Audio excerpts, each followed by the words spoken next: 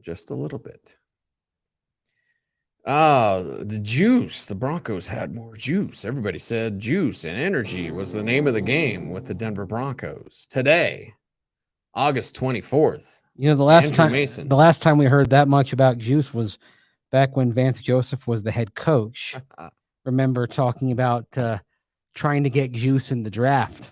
Mm-hmm. Unfortunately, the juice that they came up with was like Carlos Henderson or something. And Isaiah McKenzie. I mean, although McKenzie's had a really nice career once he got to Buffalo, but Carlos Henderson, not as much. I mean, I guess if you define juice by attempting to eat weed at a traffic stop, which literally did happen.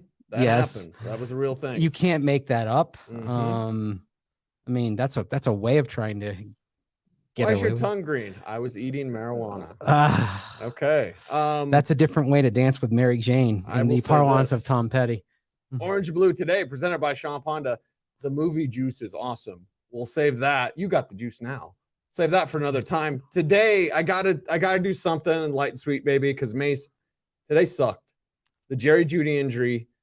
This stinks. We know a little bit more about it. Let's get into it. In today's show, it has to lead everything. But just the feel out there was more energy, and then this team ran out of gas. We'll get to it. But the Jeudy thing, man, that upset me, Mace. Well, you know what? You talk about it running out of gas, and really it was that injury that just seemed to basically cut the fuel line. Deflate everything. Everything went on both sides. It happened for the Broncos offense, and then Broncos defense all of a sudden started getting gashed because it was right there, right as they're about to get a red zone period going. And that red zone period, Broncos first team offense did, in the parlance of Jim Mora, diddly poo out there. And then over where the Broncos defense was working with the Rams offense, the Rams, Matthew Stafford and company, started gashing them. Touchdown, touchdown, touchdown. There were a couple of nice plays by Isang Bassi, an interception in the pass defense, but largely didn't go well after that. So, yeah, there was some energy, and there were some positive things early, but after Judy went out, it was just like the air went out of the balloon. Yeah. Just like that. Yeah, and Judy's injury, we don't have MRI results. As of this broadcast, we are live right now, Mace, but Ian Rappaport had something where he's saying it's about a month. It's several weeks. Is the report. Isn't that what we a moderate hamstring injury is how it's being defined, and that would be several weeks as it's being reported. So it depends how you define several, okay? I would say, to me, several is at least 4. You want to get under my skin? This is the best way to do it, because several to me is 4 to 7. Like when people are like, it's several, it's 3. That's not several. Okay, several is 4 and up to 7. And here is the anal retentive thing I have on a couple. Yes. If you say a couple of weeks, that's 2. 2. That's not 3. That's not 3. A couple is 2. If we want to say it's 3 weeks, you can say it's a thruple. No, you say it's a thruple. A thruple? A thruple of weeks. A thruple is 3 weeks. Yes. Okay. A couple of weeks, 2. A thruple, 3. Several, you say 4 to 7. To me, I think of several, I think of 7. So I would, although several gives a range, if you're asking me how I define several, it's 5 to 9. Okay. Well, we're close. My guess is, though, based on what we saw and the nature of hamstring injuries, realistically, I think you're probably looking at 4 to 6 weeks on this. And I would push it more closer to the 6. I would too. It looked really bad. It did. He couldn't get on the cart. Couldn't get on the cart and had to be helped off the cart into the locker room. Yes. That's the thing. It's so basically was helped. He was standing, but he wasn't really moving. I mean, I guess you could say he was putting weight on it, but he wasn't moving without assistance. Right. So the other thing, of course, is we know how hamstring injuries can be problematic and recur. Look, last year, Greg Dulcich had a hamstring injury in OTAs, came back for training camp, had another hamstring injury, and then that became the several weeks, right? Because at that point, it went into 6 to 8 week mode. Right.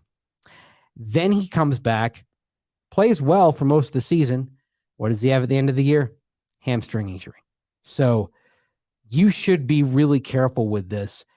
And that's why, and I wrote this in my piece at denversports.com, I don't think injured reserve the day after the cut to 53, I don't think that should be off the table. And I think it's something, depending on how the next 5 days go, but it's something maybe the Broncos should consider just to make sure they don't fall victim to the temptation to try to force him back out there.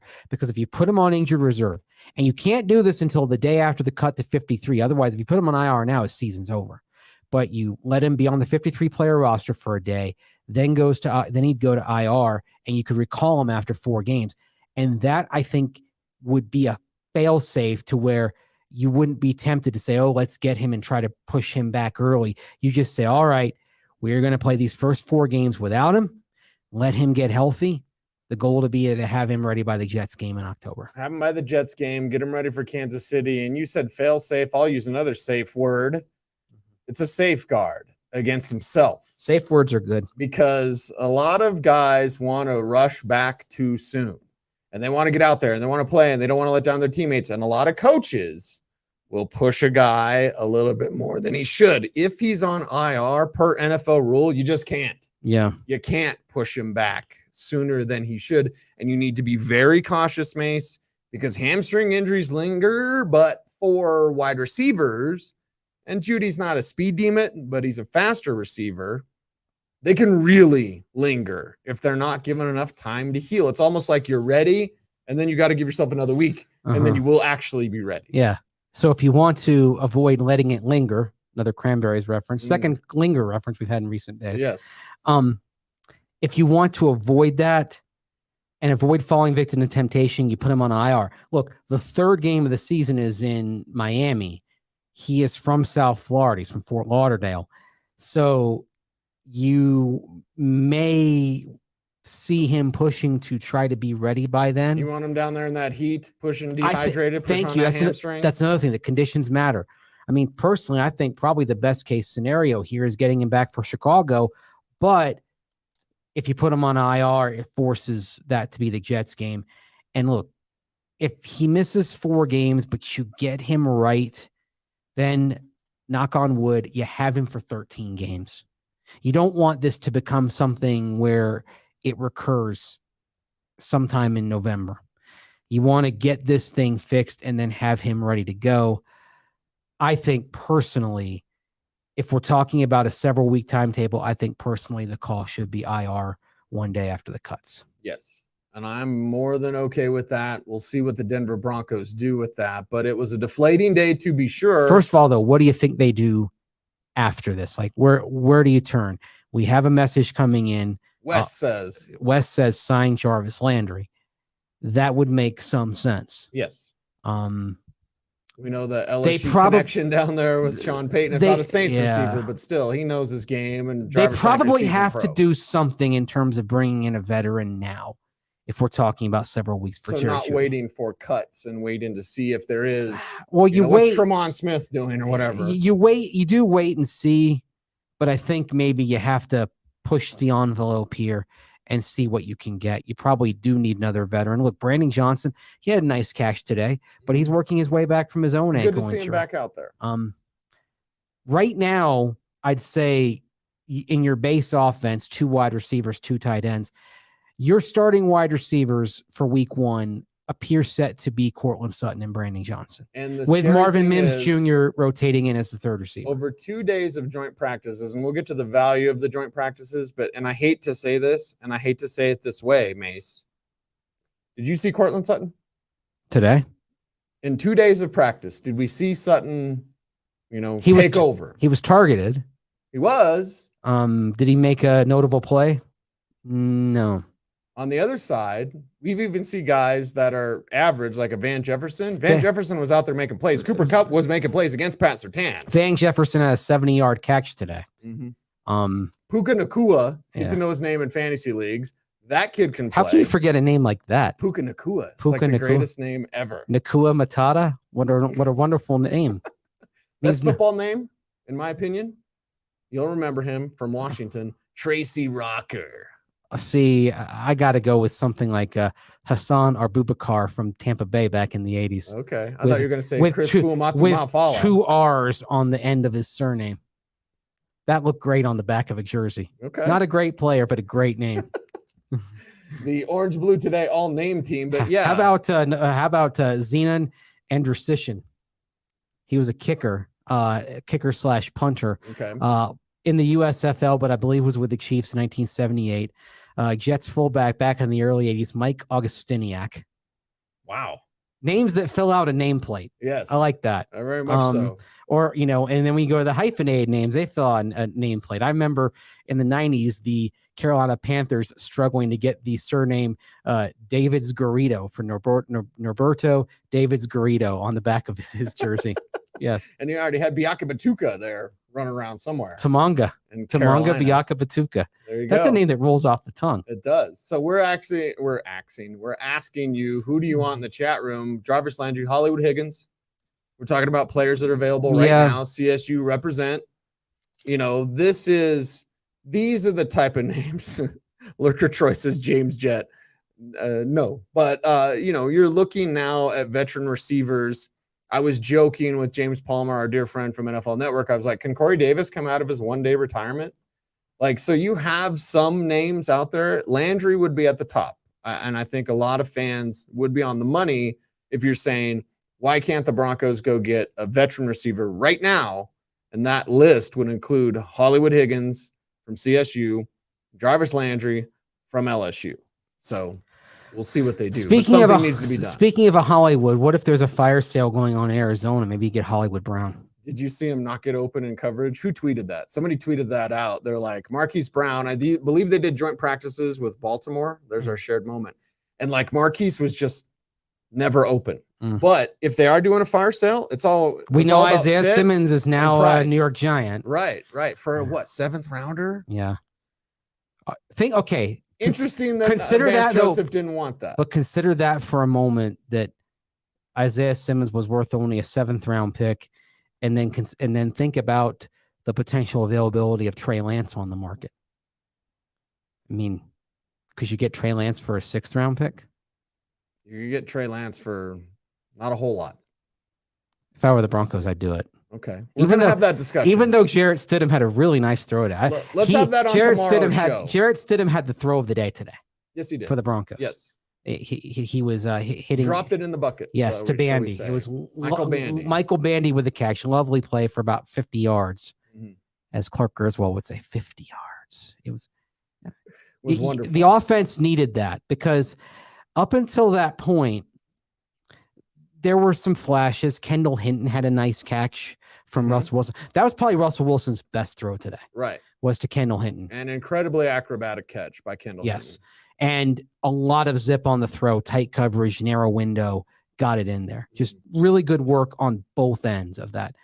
But then you look at other positive plays, like Albert Okwuegbunam had a touchdown catch. Then dunked over the goalpost and all the flags flew. Yeah, we're going to talk about Alberto on tomorrow's show, because if he has a game on Saturday, he's making this team, everybody. So that's coming up tomorrow. We'll save the Lance conversation for tomorrow as well. But we've seen 2 days of joint practices, Mace. What is the value of joint practices? Because they had energy today. They ran out of energy today. It was a better effort early on than yesterday's effort. The response was what you wanted. Stronger in the run game on the offensive field. Pass rush really cranked it up on the defensive field. All of a sudden, you had Nick Bonito getting a couple of sacks. Zach Allen got a sack. Jonathan Cooper got some pressure. You were seeing Matthew Stafford look uncomfortable. Yesterday, he was very much at ease out there. He was under duress a fair amount of the time early on in practice. Yes. So that was a jump that you wanted to see. Unfortunately, from the Broncos' perspective, it didn't sustain. And as practice went on, as they went into the red zone period, Stafford had more time to operate and was making more plays. And at the end, when we're standing over there waiting for coach to come up, when they were still practicing, Stafford was dealing. Yeah. With no pressure. So again, it was almost like there was 2 practices today, the before Judy and then after Judy. So how much was physical and how much of it was mental? in terms of the exhaustion. If it was mental, if you would care to guess, is it because you don't want to get hurt yourself, or you're upset about your teammate? Like there's a you're few different reasons. You're like another wide receiver. Here we go again. Like, oh man, we've already lost Tim Patrick. Now we could be without Jerry Jeudy. Yeah, I mean, it's starting to look a lot like last year, unfortunately, when you didn't have much explosion from the receiver position because you had injuries taking a toll. Well, and it would be better if, and this is so weird because Cortland Sutton during training camp was making plays, and Sutton was even making plays against Pat Surtain. And then against the Rams, he just didn't show like we know he can. We believe in Sutton. His explosion is back, but in joint practices, which I could make the argument are more important than preseason games, we didn't see Sutton. He was a ghost. Yeah. That was troubling. Now, today... That's a nice way of putting it. It was troubling. Yeah. You take Jerry Jeudy out of the equation. That's what I mean when it starts to look like last year. When, Jeudy missed some time with an ankle injury. Cortland Sutton missed some time and Jeudy was operating on his own. Of course, the weird thing is that was when Jerry Jeudy, you moved him to X. All of a sudden, things open up for him. Yeah, there are some ominous signs the last couple of days. Again, we didn't want to jump to conclusions after yesterday, so we want to let today play out. The other thing is also, you lose Jerry Jeudy, it can't cause this whole thing to come apart. No, everyone's got to stay together, do the job well, and just the energy completely went out of the team at that point. At least it appeared to. And when it came back, most of the energy was coming from the second team. Right. Not the first team. Because they're trying to make plays and make this team. It's interesting. I'm not going to call out their conditioning, but the Rams had plenty of energy throughout practice. The Broncos seemed tired. They seemed tired yesterday. They came out and they had energy, and then they seemed to get tired. And Sean Payton did talk about a lot of reps, right? When he's like, there's like 120 reps, I think 120 reps out there. Was the number thrown we around. saw a lot of football over the last 2 days. It was fantastic. But what wasn't fantastic is that the Broncos seem to lack the energy when they're the team that's used to altitude. I haven't heard any Rams say anything like, oh man, it's tough to breathe up here. Like they're running around and plenty of wind. You wonder then if maybe, and I don't think so because it's only preseason games. It's only, about 40 snaps or so. You do wonder if maybe playing in the preseason had an impact in a way that it doesn't have on the Rams because they sit their starters in the preseason. Perhaps, but it's hard for me to still think. Like them to play. It's hard for me to think that 40 snaps, the most recent of which were last Saturday, should make a difference here in terms of the conditioning. But yeah, they looked out of emotional and physical gas in the back half of practice today. And again, in the red zone, Rams offense absolutely dominated that period. Yes, they did. And the Broncos couldn't get to the end zone until the backups were in there. This is ominous. Look, and part of the reason I say this is, as I mentioned on a previous show, when we have joint practices, there's always something that comes out that is a harbinger of what we see in the future, right? You think back to 2018 against Chicago, couldn't cover a tight end to save their lives. Well, what caused problems that year? Covering tight ends. San Francisco punches the Broncos in the mouth that first joint practice in 2019. And that proved to be a Broncos team that when it hit the deck, it couldn't get back up. Think about not only the blown leads late against Chicago and Jacksonville, but also when Minnesota got some momentum there in November after the Broncos took a 3-score lead on them. And once Minnesota got a few jabs in of their own, Broncos came apart. Blew that game up there in Minneapolis. So my question after watching 2 days of joint practices, Mace, knowing that this team wants to run the hell out of the ball, can they be as physical as they want to be? I don't know. That's the best answer. That's the best answer. Yeah, look, in our business, people don't want to hear, I don't know. But I am not a fortune teller, and I cannot see into the future. I don't know. I hope they can put this together. I believe if they can get the running game going, get the offensive line working downhill rather than retreating, it's going to help everything work out. It's going to help the play action game play off the run. But I don't know where the answer to that is right now. I do know this. I'd rather start against Las Vegas and Washington than the Jets and Kansas City in those first 2 games. Mm-hmm. You do have the chance to hopefully get on your feet. The problem is Las Vegas, even though they may not have Josh Jacobs, they bring some problems of their own in terms of what their pass rush can do, starting with Max Crosby. And Washington is a team that does not lack for talent. Not at all. Sam Howell's good, everybody. And look, they were an 8-1 team that went into Philadelphia with Taylor Heineke on Monday Night Football and won, and had a chance at the playoffs before just a little dip down the stretch. That's not a bad team that's coming in here in week 2. And Sam Howell seems to have already figured out the role of being a QB as point guard when you have skill position talent. Just get him the ball. Get Terry McLaurin the ball and watch him work. Just spread it around. Get Antonio Gibson the ball in space. Watch him do his thing. I know you let Jahan Dotson be there, Tyreek Hill. You loved Gibson as much as I did when he was down at the Senior Bowl a couple of years back. And he was a wide receiver playing running back. Yes. And we were like, this guy can play. They've got some playmakers, and they're going to spread you around horizontally, and they're going to cause some problems. Look, I'll tell you this right now. It's important to maybe take the orange and blue glasses off and look at the other perspective. Washington views that Denver game in week 2 after playing Arizona in week 1, and Arizona is 7 shades of messed up. Oh, boy. Yeah. Washington views that game here as a chance to be 2-0. I mean, we're talking about the Broncos. Play the Raiders and the Commanders, be 2-0. Well, nice warm-up games. Folks, you're the warm-up. Washington views Denver as the homecoming type of opponent, right? Right. The team you're supposed to beat. Right. So anyway. Well, we got a question or statement, I guess, from Mike, and it's fair because he says 6-7 weeks ago, you both were saying how great it was that Coach Payton had him in early for conditioning.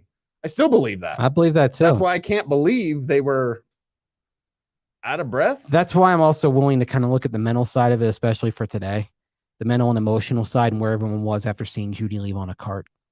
I think it's a little of column A and a little of column B. I don't think it's strictly physical conditioning. Okay. But we'll see. Look, on physical conditioning as well, the answers to that come over the course of 17 games, 18 weeks in the regular season. I've seen many teams that look like they had been battle-tested, hardened, in condition when the season started, and they got to the end of October, early November, and they just ran out of gas. I'd like to think the Broncos aren't going to be one of those teams. I'd like to think that their conditioning plan is going to have them stronger. But I would also say this, and I speak of this in terms of installing the offense. I would even speak of this in terms of the conditioning. This year, it's a foundation laying year. If you have some guys, if you have some success in the win-loss column, great. But I think the overarching thing is figuring out who's in and who's out, and building toward 3, even 4 years from now. Like I've said, the first season for Sean Payton in New Orleans in 2006, they go 10-6, but that's a little bit of an accidental 10-6. That is everyone else in their division being down. It's the NFC as a whole being down. Philadelphia was kind of shaky that year, although they got in the playoffs because they're a perennial powerhouse back then, but they were just okay.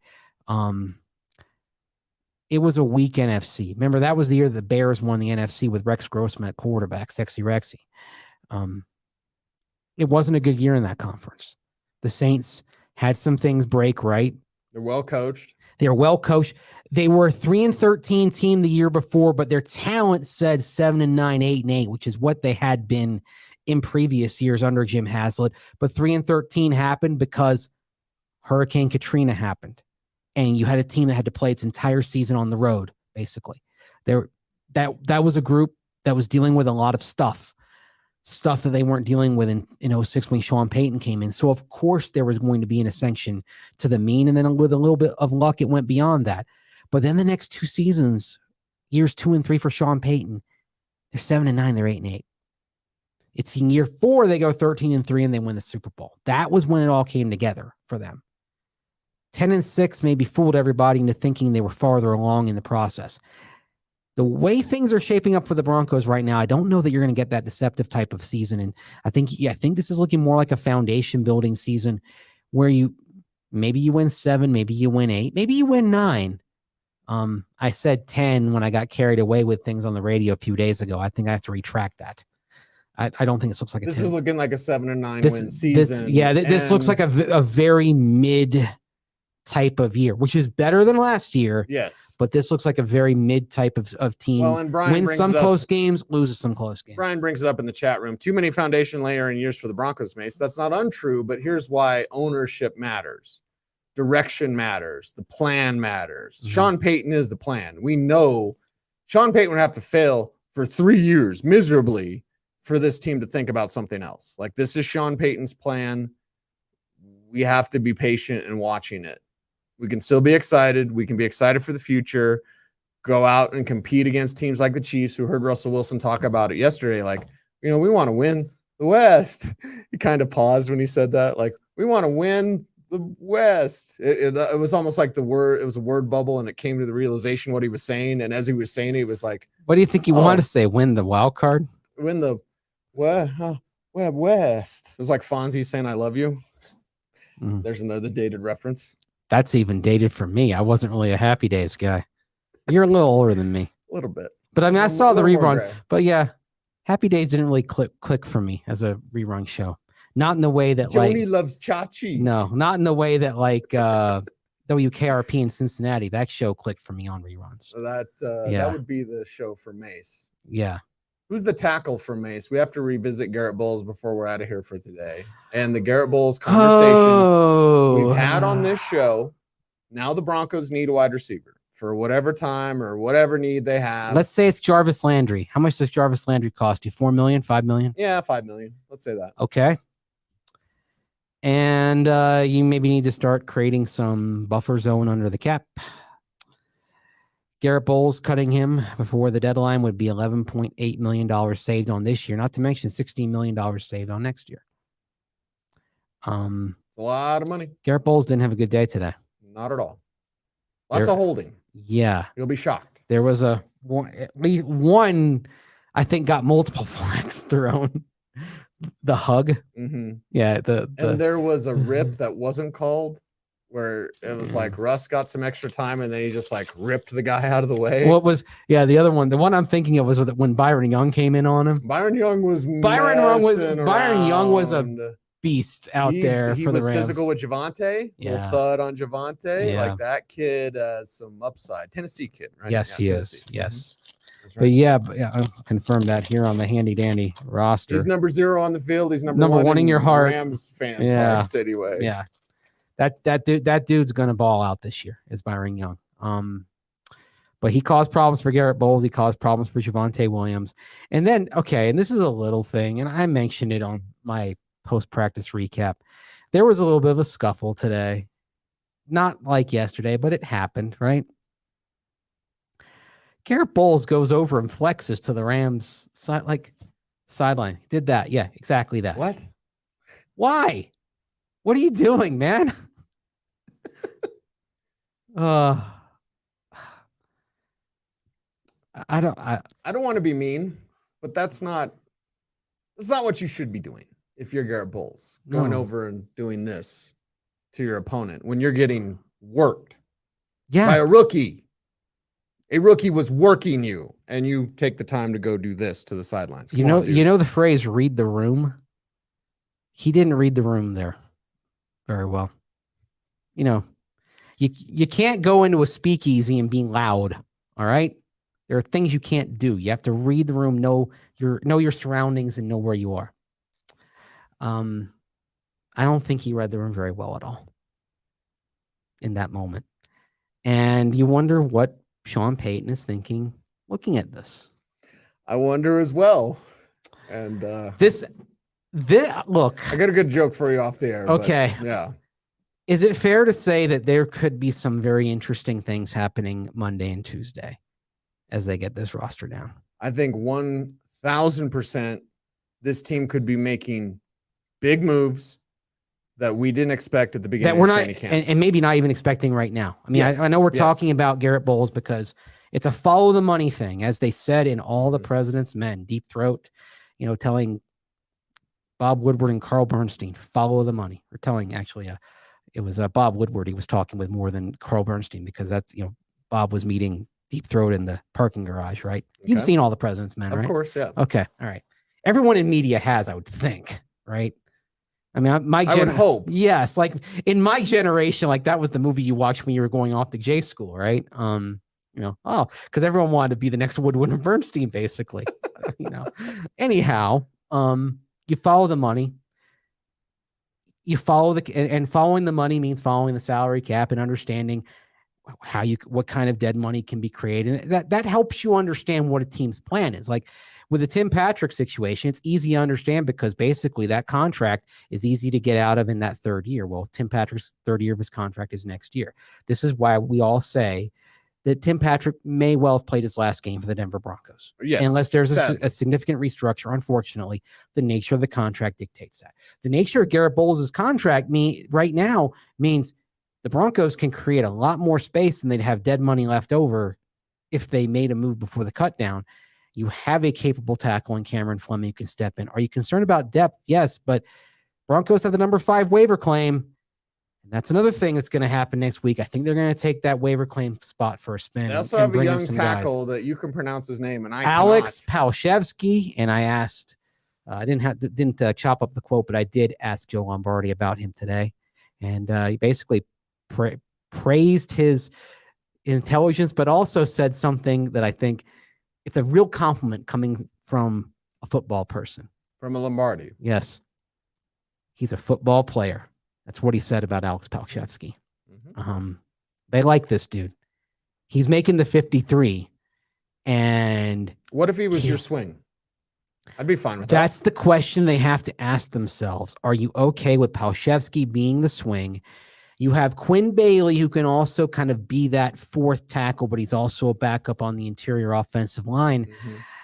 Are you okay with that behind a Cam Fleming and a Mike McGlinchey? With $27 million in savings over the next 2 years. Right, because I think you'd be okay with that. $16 million is if you cut him before next year, and I know that's a number that we have talked about before, but the number that's relevant for this year is $11.8 million more saved on this year's cap. Which you could carry over. Or you probably spend some of it on a wide receiver to bolster that position if you're worried about Jerry Jeudy's status coming off the hamstring injury, or if you're worried about the position. I personally, correct me if I'm wrong, because I could totally be wrong, he wasn't supposed to talk to us today. And he talked to us today. At length. Yes.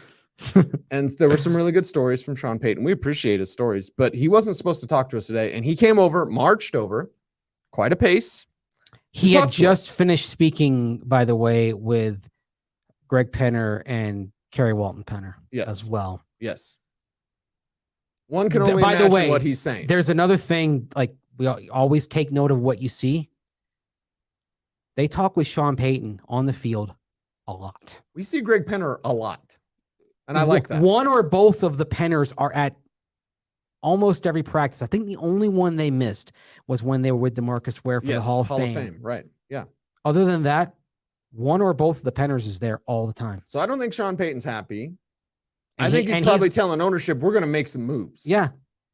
And I think for one thing also is there's a pretty nice flow of information going between the head coach's office and the office of the CEO / co-owners, the offices there. So I think everybody's in the loop, but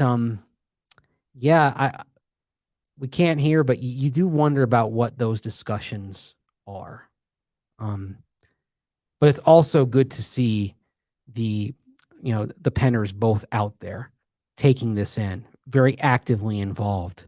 Pat Bowlen was that way too. Wanted to be there, wanted to observe, wanted to see. Loved it. wanted to be involved in what was going on, trusted the people hired to do their Put job, the best people in place, but didn't want to be caught by surprise, wanted to know what was happening. right? And the Rams, who we can't really say are a good team, came in here and beat you for 2 days. Yeah. And oh, by the way, that was a Rams team that beat the Broncos on Christmas.